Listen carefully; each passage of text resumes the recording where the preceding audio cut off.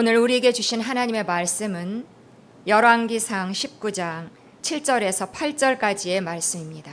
제가 받들어 봉독하겠습니다. 여호와의 천사가 또 다시 와서 어루만지며 이르되 일어나 먹으라. 내가 갈 길을 다 가지 못할까 하노라 하는지라. 이에 일어나 먹고 마시고 그 음식물의 힘을 의지하여 40주 40야를 가서 하나님의 산 호렙에 이르니라. 아멘. 이제 분열 왕국 그리고 예언자 엘리야라는 제목으로 최경일 목사님 설교하시겠습니다.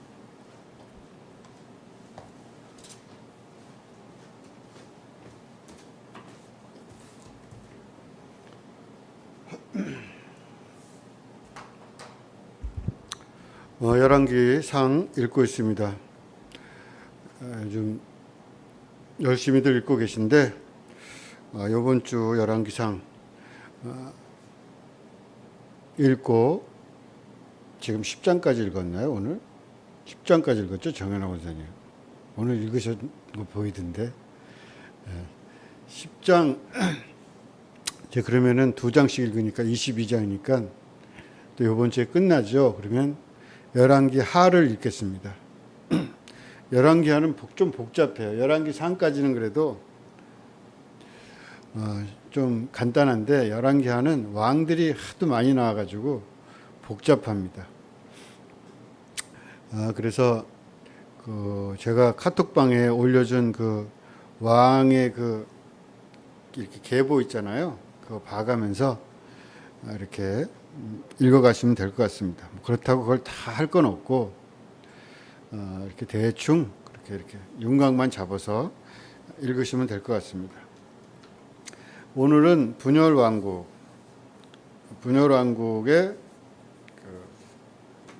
왕국과 초기 그 왕국의 왕들 솔로몬 시대가 끝나고 솔로몬의 아들 르호보암 솔로몬이 아주 정치를 잘하고 성전도 세우고 태평을 누리고 했는데 말년에 이방 아내들과 정력 결혼 같은 것들을 많이 하고 그래서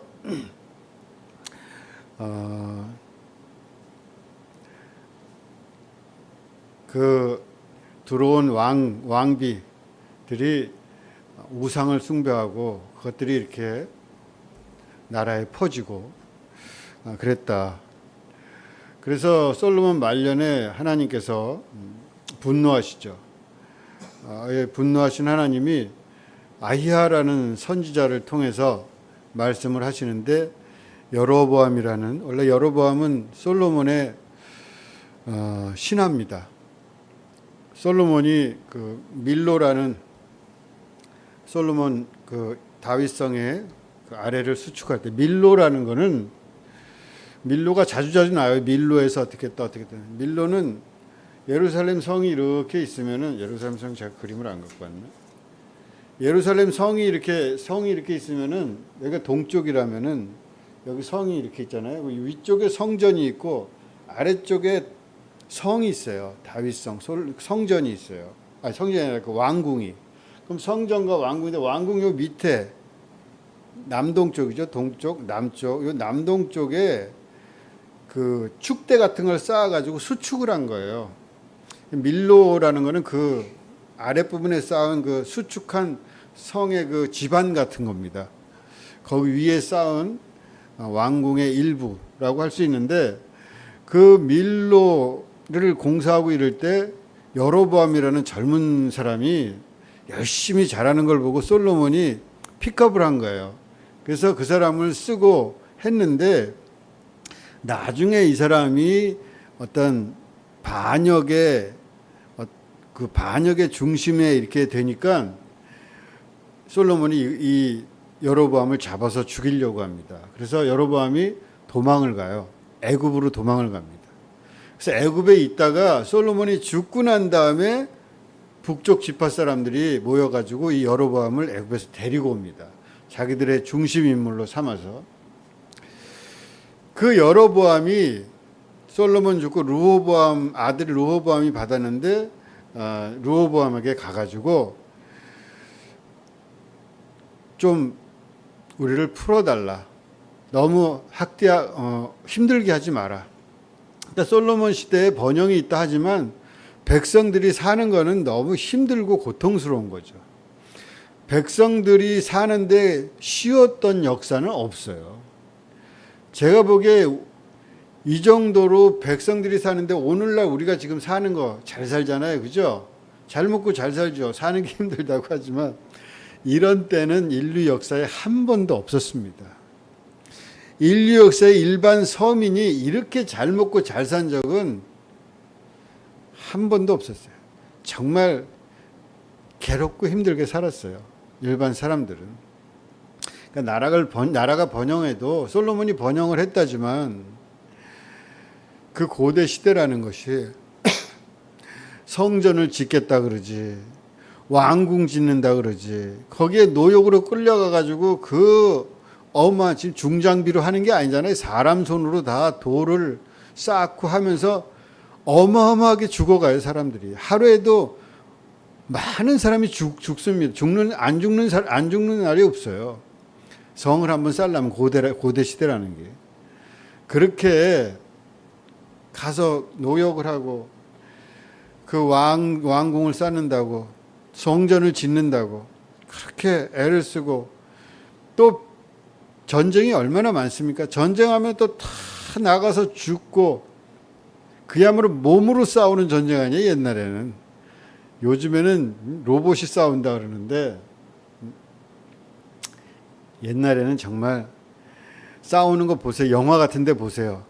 사람과 사람이 부딪히는 거예요.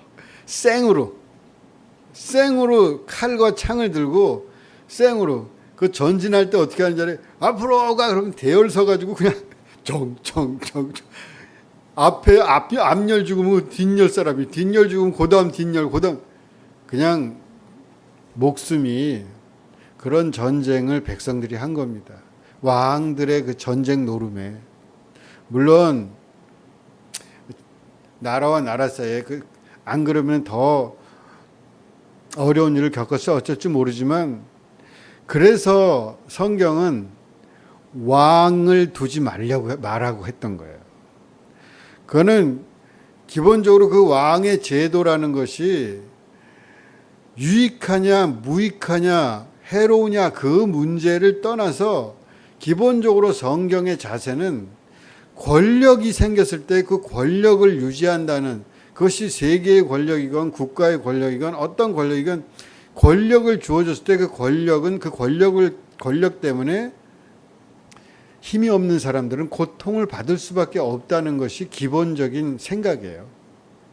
그래서 성경에도 늘 말하기를 왕을 두지 마라. 왜 너희는 왕을 두려고 하는가?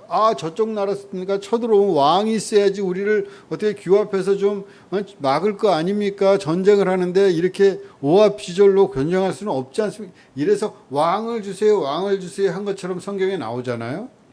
근데 하나님의 말씀은 왜 왕을 두려고 하는가 너희는?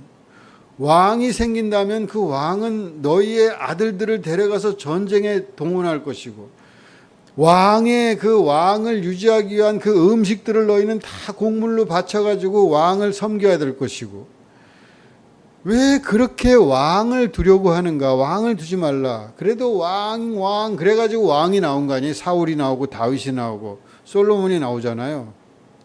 결국 백성들은 그렇게 고통스럽게 사는 거죠. 그 솔로몬이 영화를 누리고 굉장했다고 하지만 백성들의 삶이 그렇게 좋았을까? 그런 생각은 할 수 있습니다. 특히 남쪽 유다 지파의 다윗이 유다 지파 사람이었기 때문에 유다 지파가 항상 중심이 돼서 그 이외의 지파 12지파 중에 10지파는 불만이 많아요. 항상. 저 유다 지파가 다 해먹네. 우리는 뭐 맨날 끌려다니면서 노역이나 하고 이런 그냥 불만이 많고 그러니까 솔로몬에게 가끔씩 반기도 들고 그러다가 그 아들 르호보암이 되니까 르호보암 시대에는 진짜 반기를 노골적으로 드는 거예요. 그래서 나와가지고 잘 아시는 대로 뭐라 그럽니까? 우리를 좀 이젠 힘들게 하지 마라. 너무 노역에 동원해가지고 그렇게 우리를 갖다 괴롭히지 마라. 그러니까 르호보암이 그 말을 듣고 뭐라 그래요? 나이 많은 그러한 지혜로운 신하들의 말을 듣지 않고 젊은 방자한 젊은 그 젊음이라는 게 좋은 것도 있지만 참 뭐랄까 시야가 좁죠. 왜냐하면 내부에 정열이 있기 때문에 시야가 좁아질 수밖에 없어요. 그렇잖아요? 한 여자에게 그냥 미치고 어떤 그 야망에 그냥 미치고 젊음이라는 거 어떤 이데올로기에 파가면 미치잖아요. 저희 젊을 때 그냥 자본주의 읽었는데 잘 이해도 안 되고 뭐 하는데도 그냥 미치는 거지. 미칠 만한 이유가 있어요. 물론 그 공산주의의 그 휴머니즘에 미쳐가지고 그러잖아요. 그러니까 젊은 날에 그렇게 되는 거죠. 근데 이 젊은이들의 말을 듣고 이것들은 놔주면 안 됩니다. 꽉 잡아야 됩니다. 그러니까 르호보암이 가서 하는 말이 우리 아버지 솔로몬 아버지는 채찍으로 니네를 다스렸을지 모르지만 나는 전갈 채찍을 쓰겠다. 전갈 채찍이라는 게 채찍의 끝에 전갈이 이렇게 침이 있잖아요. 그것처럼 침을 달아가지고 한번 치면은 그냥 살이 패이는 나는 그렇게 니네들 겁을 주는 거죠. 내 손가락이 새끼손가락이라 그랬나 하여튼 내 새끼손가락이 우리 아버지 허리보다 굵다.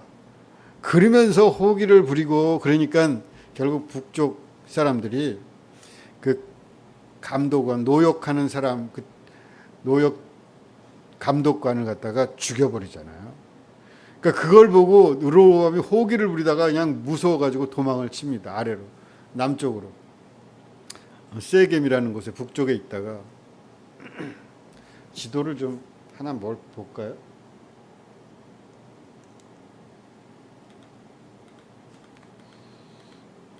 지도를 잠깐 한번 보고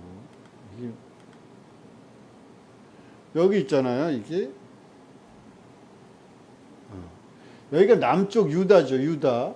여기가 북이스라엘. 그렇잖아요. 그래서 남쪽 유다와 북쪽 이스라엘이 그래서 갈라지는 거예요. 세겜이 여기 있죠. 세겜. 이 세겜에서 모였다가 우리 좀 놔주시오 하니까 그렇게 안 된다 해가지고 호기를 부리다가 도망와가지고 예루살렘으로 도망와요. 르호보암이. 그리고 북쪽에는 이스라엘이라는 자기들 나라를 세우는 거예요.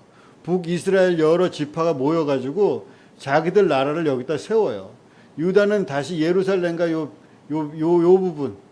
부분에다가 자기들 요 아랫부분에다가 기존의 나라를 유지하고. 그러니까 처음에는 북이스라엘이 강합니다. 우리도 그렇잖아요. 남북으로 갈라져가지고 남쪽이 강해요. 갈라졌을 때 북쪽이 강해요. 북쪽이랑 남쪽은 게임이 안 됐습니다. 초기에 남북이 갈라졌을 때. 남쪽에는 전기도 없었어요. 전기도. 북쪽에서 끌어다가 썼는데 북쪽에서 전기 끊으니까 전기가 없어요. 여러분 여기 나이 드신 분들은 어릴 때 전기 없었죠? 서울에나 조금 전기가 있었지 시골에는 전기가 없었습니다. 제가 초등학교 때 우리 고모 집에 영동에 방학 때마다 거의 가고 거기서 놀고 한 달 동안 있다가 오고 그랬는데 가면은 전부 초롱불 켰어요. 초롱불. 제가 초등학교 시절에 뭐 중학교 때도 그랬는지 뭐 모르겠는데 하여튼 제가 어린 시절에 시골에 가면은 초롱불로 저녁이 되면 그냥 요런 초롱에다가 불 켜가지고 그렇게 살았어요.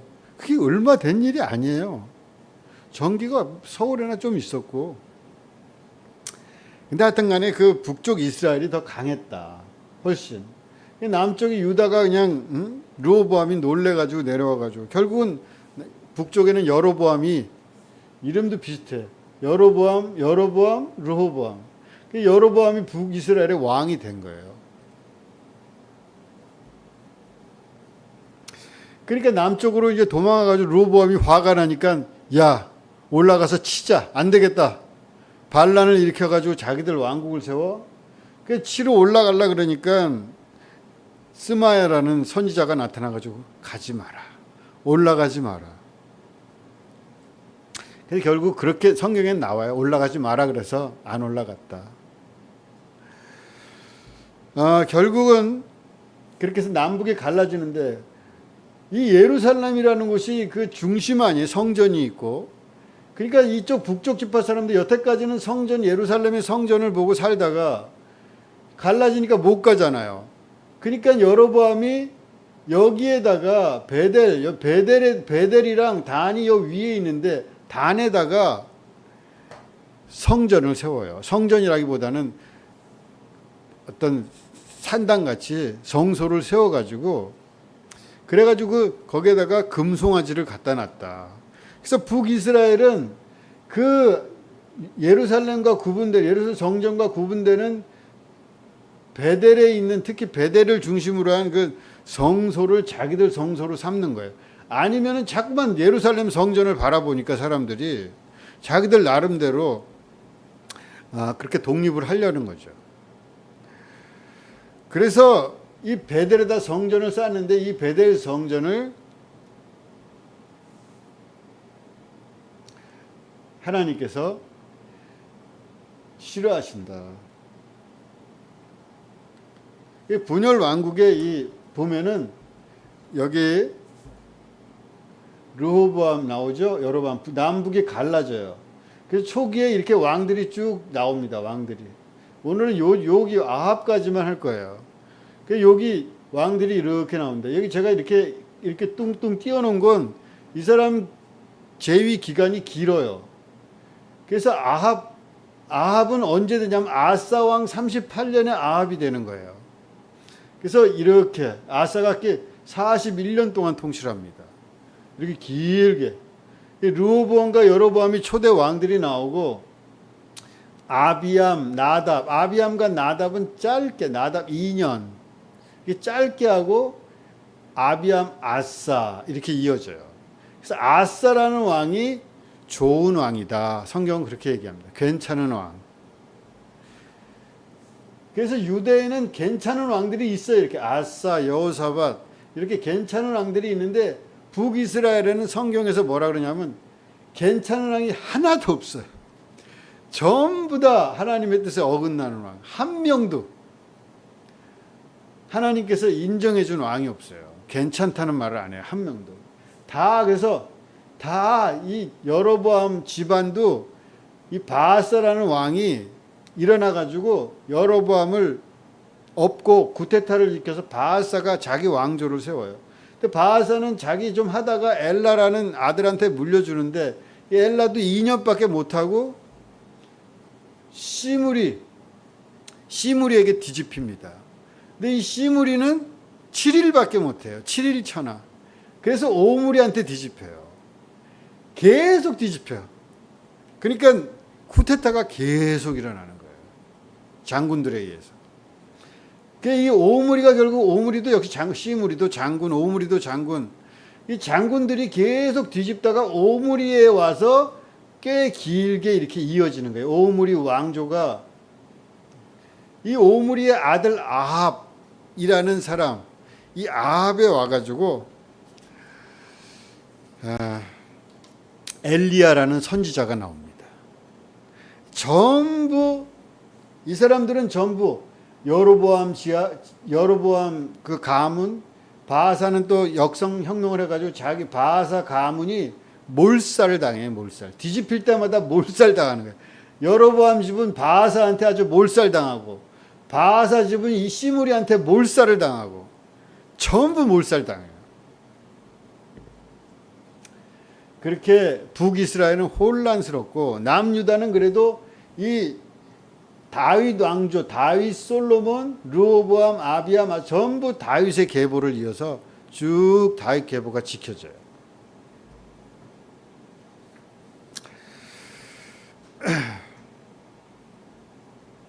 이런 이야기들이 뭐 여러분 읽어 보셨을 테니까 제가 세세하게 말씀을 드릴 건 별로 뭐 말씀을 드려도 되지만 시간이 없으니까 오늘은 엘리사를 중심으로 이야기를 하겠습니다. 맨 처음에 여기 보면은 디르사라는 곳이 있죠. 디르사.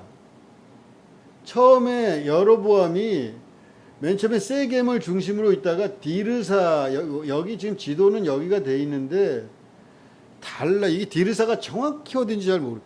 이쪽쯤 되는 걸로 그렇게 여기쯤 되는 요 갈릴리 호수 갈릴리 호수 요 갈릴리 호수 요 밑에 요쯤에 디르사라는 곳이 있다. 저는 그렇게 알고 있었는데 이 지도는 여기 이쯤이 디르사예요. 근데 이 디르사라는 곳으로 갑니다. 여로보암이 첫 번째 왕이었던. 그래서 거기서 세겜에 있다가 디르사로 가고 그 디르사가 수도가 되는 거죠. 나중에 이 디르사에서 어디로 오냐면 사마리아로 와요. 사마리아. 이 사마리아로 온 사람이 누구냐 하면은 오므리 왕조의 오므리예요. 그래서 이제 사마리아가 북이스라엘의 중심이 되는 거예요. 근데 하여간 그 아합이 왕이 되고 아합의 아버지가 누구예요? 오므리죠. 오므리 왕조가 세워졌는데 오므리도 왕이 되는 과정들이 있는데 그것도 조금 복잡하지만 하여튼 오므리가 왕이 돼가지고 이 사마리아를 건축합니다. 그래서 이 사마리아 천도를 해가지고 사마리아로 다시 와서 거기에 왕이 사마리아 산을 사가지고 예전에 성읍이라는 건 좀 높은 데 졌거든요.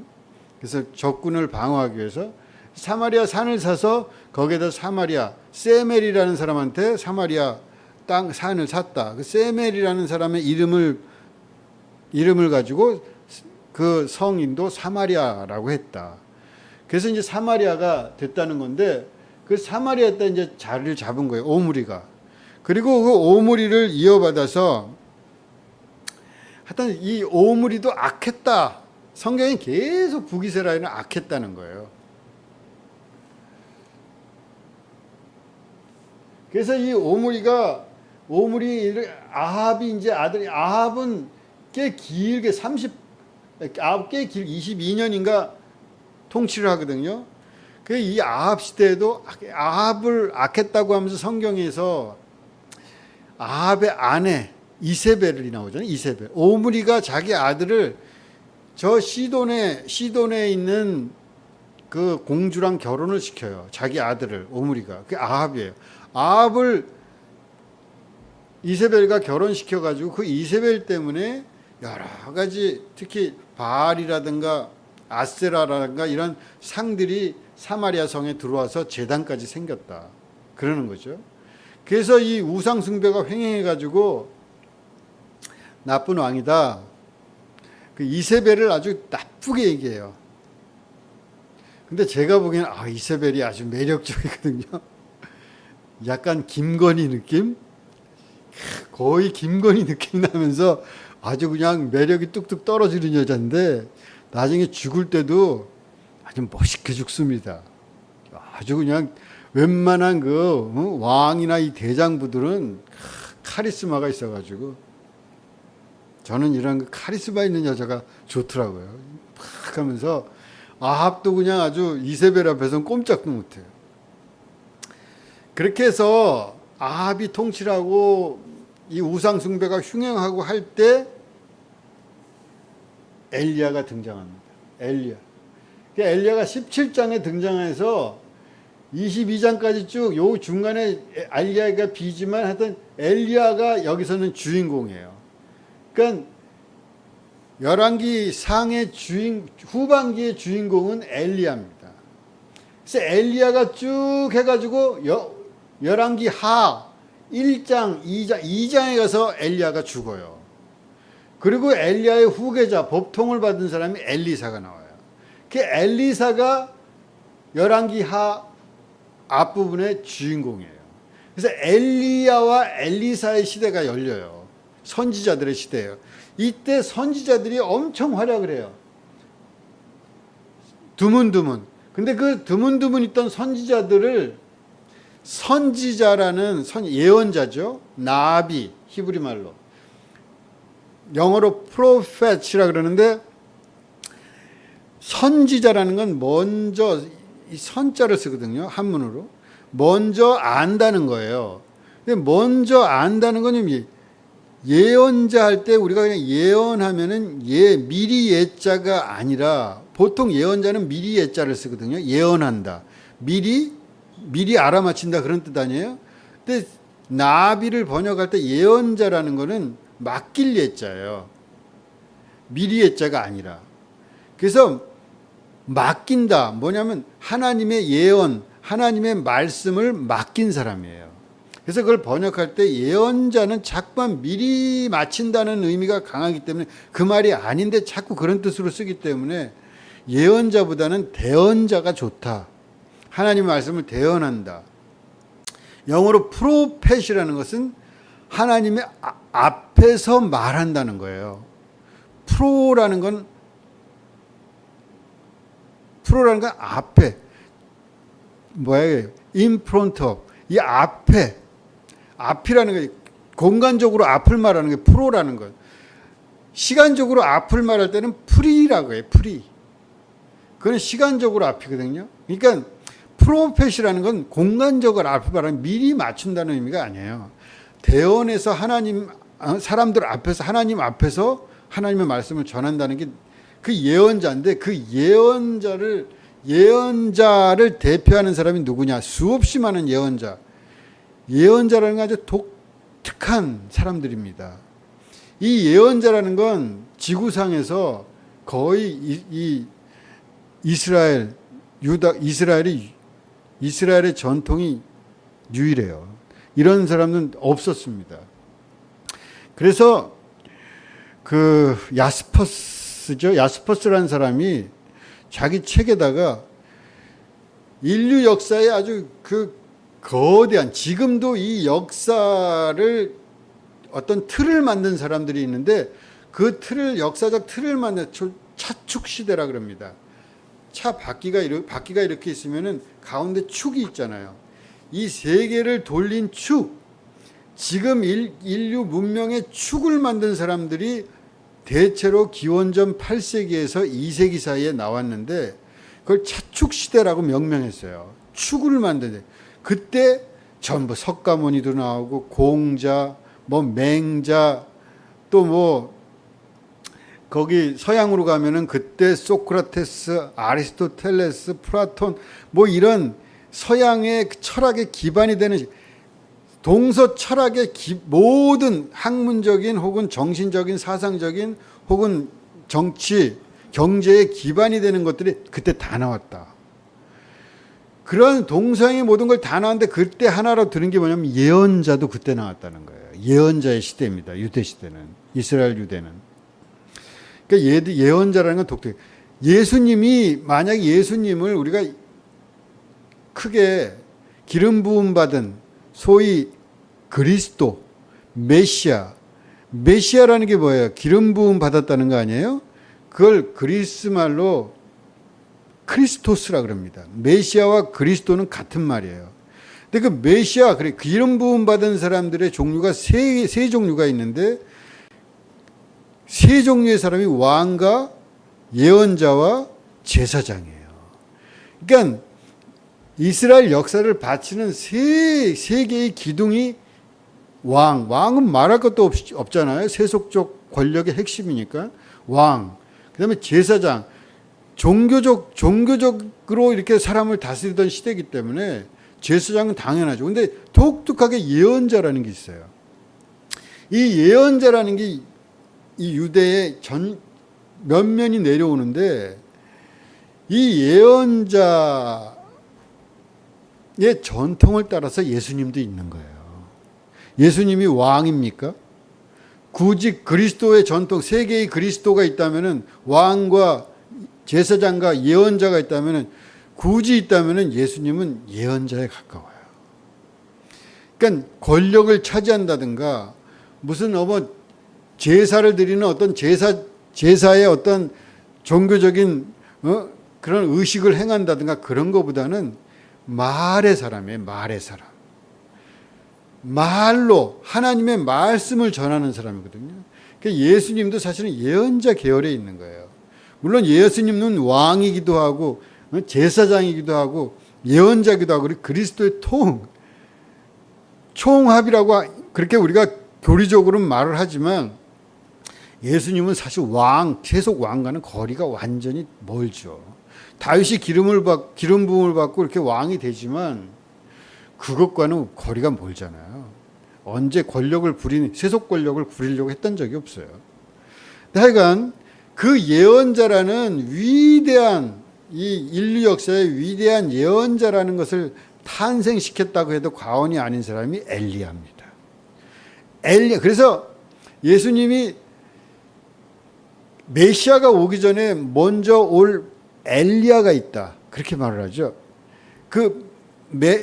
예수님이 말씀하시기를 구약성경에 그리 말라기에 나오거든요. 엘리야가 먼저 올 것이다. 마지막 때 이전에. 그러니까 메시아 이전에 올 엘리야가 누구냐 하면은 누구예요? 세례 요한 아닙니까? 그래서 예수님이 세례 요한을 향해서 말할 때 마지막 때에 메시아 이전에 준비할 엘리야 예언자가 올 것이다. 그렇게 엘리야라는 사람은 예언자의 대표예요. 엘리야는 고생을 많이 한 사람이지만 권력에 시달리기도 하고 예언자들은 권력에 많이 시달립니다. 진짜 예언자들은. 근데 이 권력에 많이 시달리면서 그렇게 엘리야가 살지만 엘리야 이후에는 선지자가 대접을 꽤 받아요. 그래서 선지자 학교 같은 것들이 막 생겨요. 그 선지자 학교 같은 것을 확고하게 한 사람이 엘리사입니다. 하여간 엘리야가 등장하는데 엘리야가 아합 왕 때 엘리야가 등장하는데 아합이 하도 우상 숭배를 하고 하니까 아합 앞에 나타나가지고 하는 말이 가뭄이 있을 것이다. 그렇게 해서 엘리야가 첫 등장을 해요. 아합 왕한테 가뭄이 이제 앞으로 몇 년 동안 가뭄이 있을 것인데 하나님께서 그렇게 말씀하셨다. 그리고 도망갑니다. 그러니까 엘리야는 도망을 엄청 가요. 막 난리를 치고 막 대단한 것 같이 했다가도 바로 도망갑니다. 그러니까 엘리야는 도망가면서 산 사람이에요. 그 권력을 피해서 도망가고 맨날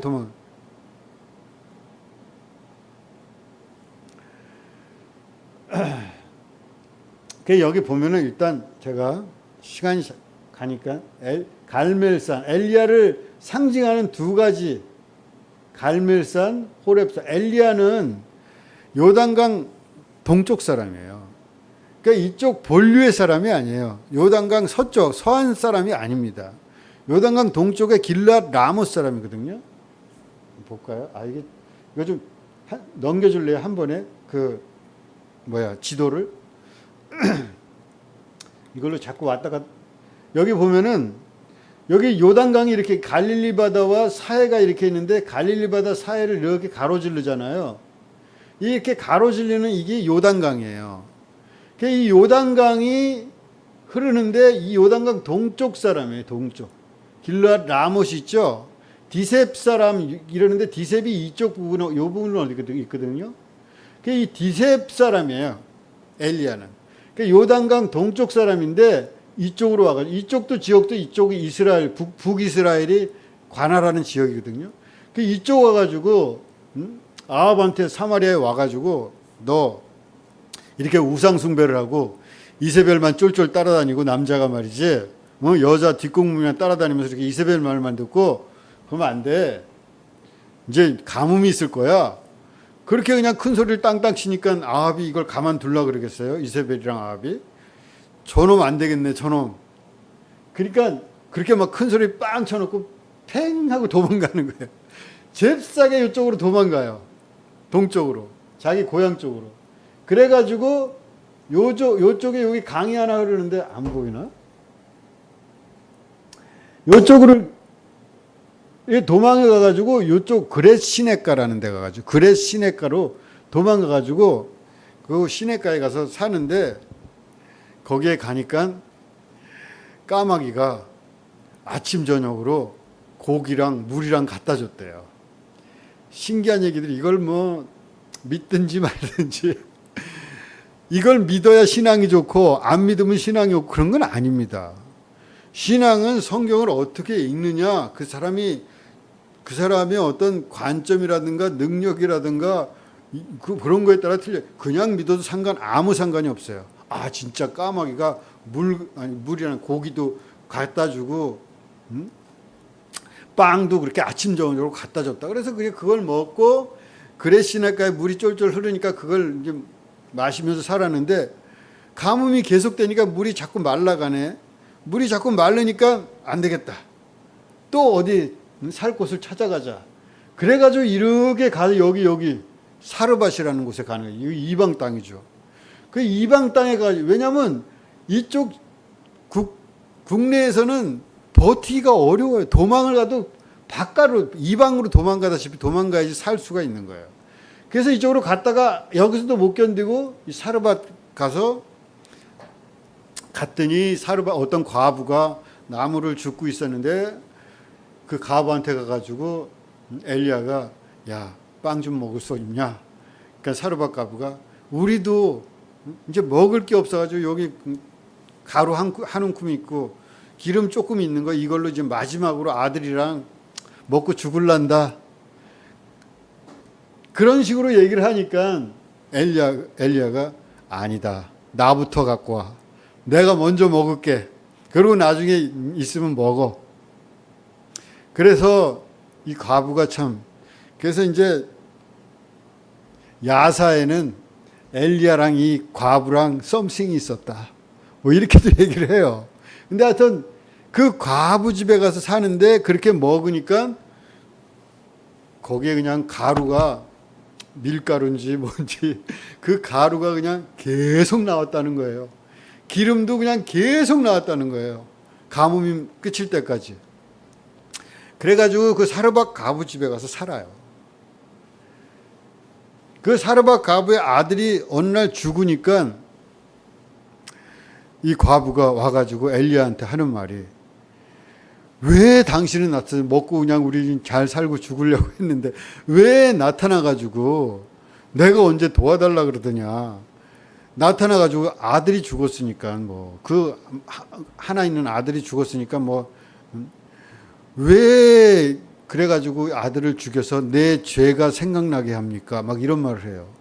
그래서 이제 야사를 하는 사람들은 하는 말이, 왜 내 죄가 생각나게 합니까? 이 말을 가지고 이 아들이 엘리사의 사이에서 태어난 아들이야.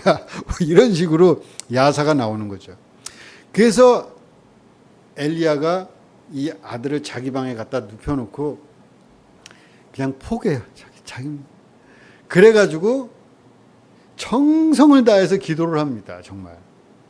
그래서 이 아들을 살려요. 그러니까 죽었던 사람을 살리는 사람이 성경에 몇 명 있거든요. 이 사람들은 정말 신적 권위를 가진 사람이거든요. 나중에 엘리사도 그래요. 그래서 그 아들을 살려주고, 하여튼 그렇게 하다가 결국은 엘리사가 사르밧 과부 집에 살다가 거기서 한동안 산 거죠. 그러다가 이스라엘로 다시 들어와요. 다시 들어와 가지고 이때 막 아합도 가뭄이 있으니까 어디 풀 같은 거 있는 거 찾아다니고 그러다가 이 아합의 그 신하인 오바댜라는 사람이 엘리야를 만나 가지고, 엘리야가 아합 만나자 해가지고 하여튼 만나. 이것도 몇 가지 얘기가 있지만 다 넘어가고 시간이 없으니까. 그렇게 해서 엘리사가 나타나 가지고 뭐라 그러냐, 여 갈멜산으로 와라. 갈멜산에서 대결을 벌이잖아요. 그 유명한 대결. 바알 선지자 450명과 아세라 선지자 400명 다 모아라. 그래가지고 갈멜산에서 대결을 벌려가지고, 여기서 엘리야는 불의 선지자입니다. 불의 예언자예요. 엘리야 하면 생각나는 건 불이에요. 불. 무지무지하게 뜨거운 사람이에요. 엘리야는. 그냥 엘리야만 가면 다 불타. 사람들도 엘리야 찾으러 갔다가 그냥 다 불이 내려와가지고 다 죽고, 여기서도 그냥 제단을 해놓고 바알 선지자들이 그냥 난리를 치면서 그냥 비를 달라고 기도하는데 그냥 비는 안 오고 나중에 지쳐가지고 자해를 하고 그러는데도 저녁이 될 때까지 아무것도 안 하고. 근데 엘리야는 거기다가 그냥 제단을 쌓고 야, 물 갖다 부어. 물 갖다 막 붓고 그랬는데 그냥 불이 내려가지고 그냥 막 그 싹 다 태웠다는 거예요. 그러니까 사람들이 그냥 이야, 하나님께서 그냥 살아계시다. 바알은 그냥 아무것도 아니다. 그래가지고 그 분위기를 이용해가지고 이 갈멜산, 여기 기손강이 이렇게 흐르는데 이 갈멜산 뾰족한 데가 갈멜산이거든요. 기손강에서 그냥 바알 선지자들을 싹 다 죽입니다. 피비린내가 나요. 엘리사는 무시무시한 사람이에요. 그래가지고 전부 죽이니까 어떻게 됐겠어요? 이세벨이 이 소식을 듣고 내가 엘리야를 안 죽이면은 내가 정말 신한테 저주를 받아 죽어도 좋다. 이렇게 분기합니다. 그러니까 엘리야가 어떻게 했겠어요? 이 무시무시한 엘리야가 도망가요. 도망을 가가지고 이렇게 도망가는 거야. 이렇게 밑으로 부엘세바이나. 나중에 여기 지금 여기서 이렇게 도망가는 길이 요거예요. 이렇게 도망가가지고 지금 여기서 여기가 요쯤 돼요. 더 밑으로 한참을 도망가서 호렙산까지 가는 거예요. 이 호렙산이 뭡니까? 모세가 돌판을 받았던 하나님이 그 산 위에 있었던 그 산까지 가는 거예요. 도망가가지고 여기 도망가다가 한 곳에서 요쯤에서 소위 로뎀나무 아래에서 그 유명한 그 이세벨의 분노가 무서워가서 도망가다가 로뎀나무 아래에서 잡니다. 힘들어가지고 자기 종도 보내고 그렇게 자는데 꿈에 천사가 나타나는 거예요. 그래서 오늘 읽은 말씀입니다. 밑에 안 붙어. 3장 5절부터 8절까지인가 9절까지인데 제가 뒤에도 3장 5절까지라고 했는데 절수는 좀 틀리지만 그가 이 형편을 보고 일어나 자기의 생명을 위해 도망하여. 이 형편이라는 게 뭐예요? 여기 이 형편이라는 게 이세벨이 화가 나가지고 자기를 죽이려고 그러는 거예요. 지금 유다에 속한 부엘세바에 이르러 자기의 사환을 그곳에 머물게 하고 자기 자신은 광야로 들어가 하룻길쯤 가서 한 로뎀나무 아래 앉아서 자기가 죽기를 원하여 이르되 여호와여 넉넉하오니 지금 내 생명을 거두시옵소서. 나는 내 조상들보다 낫지 못하니이다 하고 로뎀나무 아래에 누워 자더니 천사가 그를 어루만지며 그에게 이르되 일어나서 먹으라 하는지라. 본즉 머릿맡에 숯불에 구운 떡과 한 병 물이 있더라. 이에 먹고 마시고 다시 누웠더니 여호와의 천사가 또 다시 와서 어루만지며 이르되 일어나 먹으라. 내가 갈 길을 다 가지 못할까 하노라 하는지라. 이에 일어나 먹고 마시고 그 음식물의 힘을 의지하여 40주 40야를 가서 하나님의 산 호렙에 이르니라. 엘리야가 그곳 굴에 들어가 거기서 머물더니 여호와의 말씀이 그에게 임하여 이르되 엘리야야 내가 어찌하여 여기 있느냐. 이렇게 된 거예요. 그래서 이 엘리야가 여기서 그 호렙산에서 하나님을 만나죠. 어떻게 만납니까? 성경에 의하면은 불 가운데서도 아니고 지진 가운데서도 아니고 맨 처음에 바람이죠. 바람, 지진, 불 다 막 어마어마하게 하나님의 임재를 나타내는 신호들이에요. 근데 그런 것 가운데서도 하나님이 안 나타나. 그러다가 성경에 하면은 세미한 소리. 이거를 좀 더 세미한 소리라는 게 뭐예요? 조용한 가운데 하나님께서 엘리야에게 나타납니다. 그리고 사명을 다시 줘요. 여태까지 그냥 그 불 같은 사람이 차분해집니다. 그리고 미래일 자기가 뭔가 할 수 있을 것 같은 그 대단한 호기, 자기중심적으로 세상이 이루어지잖아요. 내가 그냥 가서 막 다 때려 부시고 다시 새롭게 건설하고 그런 것들이 다 하고 긴 역사의 안목에서 그렇게 자기가 할 일들을 찾고 자기 후계자를 만들고 그 후계자가 할 일들 그렇게 먼 미래로 그렇게 엘리야가 바뀌어요. 이 호렙산에 가서 하나님을 만나는데 그 와중에 엘리야가 정말 지치고 지쳐가지고 그 위대한 위대한 예언자 아닙니까? 모든 예언자 중에 왕 중에 왕입니다. 엘리야는.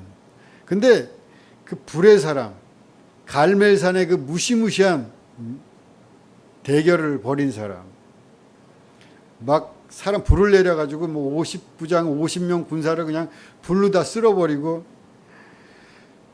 그렇게 나중에 엘리야가 승천하잖아요.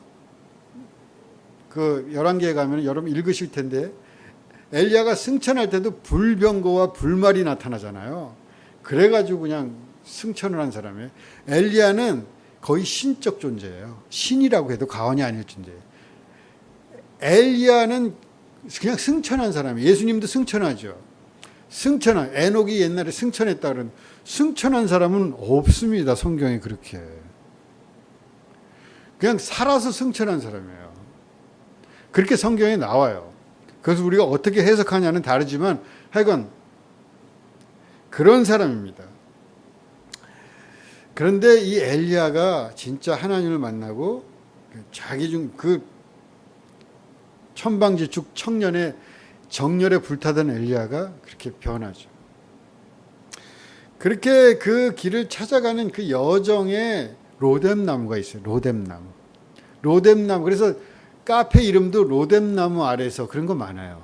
거기서 쉬는 거죠. 거기서 쉬다가 다시 힘을 얻고, 여기 보면은 제가 너무 마음에 남는 말이 뭐냐면 이거예요.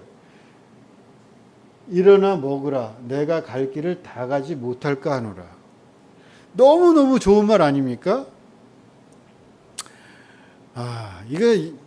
제가 이걸 읽으면서 정말 너무너무 힘을 얻게 되더라고요. 여러분 사는 게 힘드시죠? 사는 것이 쉬운 사람이 있을까요? 부자는 쉬울까요?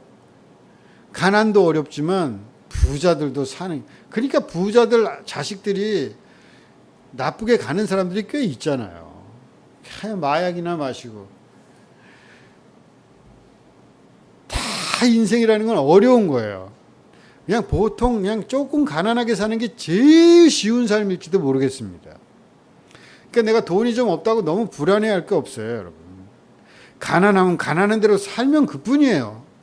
내가 뭐 요즘에 저희 주식 얘기하는 사람들 많이 주식 안 산 사람들은 속이 그냥 불이 타올라. 주식 살 걸. 그런 사람 많잖아요. 주식 얘기를 왜 이렇게 많이 해요, 사람들이. 그 주식 얘기하면 저도 속에서 난 주식도 못 사고 이게 뭐냐. 나만 뒤처지는 거 아니야. 막 그런 생각이 들잖아요. 그럴 필요가 없다. 주식을 사서 부자가 되면 아이고 저 사람 좋겠네 하면 끝이지. 나는 왜 이래? 이럴 것까지 갈 필요가 없어요. 그냥 나는 나대로 사는 거예요. 내 인생을 잘 살면 끝이에요. 근데 여러 가지 어려운 일들이 있어요. 그럴 때 엘리야가 뭐라 그럽니까? 여기까지입니다. 나를 죽여주십시오. 이제 살 힘도 없고 못 살겠습니다. 별별 일이 다 있잖아요. 가족의 일들도 있을 것이고 경제적인 일들도 있을 것이고 또 밖에서 인간관계의 일도 있을 것이고 뭐 직장에서 일도 있고 온갖 어려운 일. 엘리사도 죽을 고비를 이렇게 나오면 위협을 받잖아요. 목숨의 위협을 받잖아요. 그 목숨의 위협을 받으면서 그 거친 광야길을 도망가면서 얼마나 비참했겠습니까? 죽고 싶다 그런 거죠. 사실. 여기서 그만하고 싶다. 죽고 싶다. 더 이상 싫다. 근데 이때 하나님이 천사를 보내서 일어나서 먹어라. 그러면서 처음에는 그냥 일어나 먹으라 그래요. 일어나 먹어라. 그런데 두 번째 천사가 나타나서는 뭐라 그러냐면은 일어나서 먹어라. 갈 길을 다 가지 못할까 염려스럽다. 우리 인생에 갈 길이 있습니다. 다 갈 길, 또 특별한 사명이 있을지도 모르겠어요. 나중에 무슨 일이 있을지 모르죠. 우리 삶에 어떤 일을 하나님께서 시키실지 모르. 길이 긴데 일어나서 먹어라. 그 길을 다 가지 못하면 안 되지 않냐. 여러분 이거를 늘 마음에 두세요. 어려운 날이 있을 때 너무 고통스럽고 힘들고 그럴 때 하나님께서 천사를 보내서 내게 말씀하신다고 생각하세요. 일어나서 먹어라. 먹지 않고 그냥 삐져가지고 화나가지고 괴로워가지고 그러고 있지 말고 일어나가지고 먹으세요. 먹고 힘을 내서 걸어가면은 하나님께서 또 다른 사명을 주십니다. 호렙산에서 좀 더 다른 차원의 인간이 돼서 좀 더 깊은 인간이 돼가지고 하나님을 만나고 자기 삶이 뭐라는 것을 다시 바라보고 막 호기롭게 그런 인생이 아니라 혹은 막 절망에 맨날 호기롭기 때문에 절망에 빠지는 거예요. 자기 삶을 정말 다른 차원에서 바라보면서 자기 사명을 그렇게 컨트롤해 갈 그러한 더 깊은 사람으로 그렇게 나아갈 것이다. 일어나 먹어라. 다 가지 못할까 내가 염려스럽다. 이 말을 여러분 엘리야의 삶에 엘리야의 그 위대한 인간이 얼마나 힘들고 어렵고 괴롭고 쓰러져 살았는지 그것을 기억하면서 기억해 냅시다. 다 같이 묵상하겠습니다.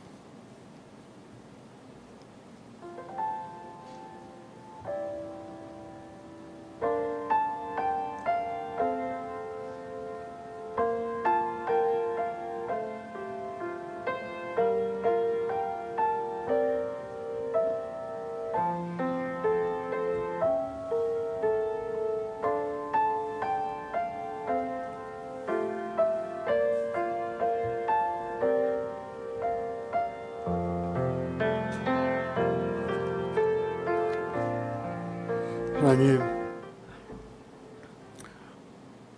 일어나 먹으라고 천사를 보내주시는 하나님, 우리에게 천사가 왔을 때 우리가 마음을 열고 천사를 보게 하여 주시옵소서. 일어나 먹으라고 하실 때 고집스럽고 투정 부리는 아이처럼 발을 동동 구르며 그렇게 고개를 돌리고 있지 않게 하시고 일어나 먹으라 갈 길이 있다고 하실 때 일어나서 먹게 하여 주시옵소서. 예수 그리스도 이름으로 기도하옵나이다. 아멘. 찬송가 50장 부르면서 봉헌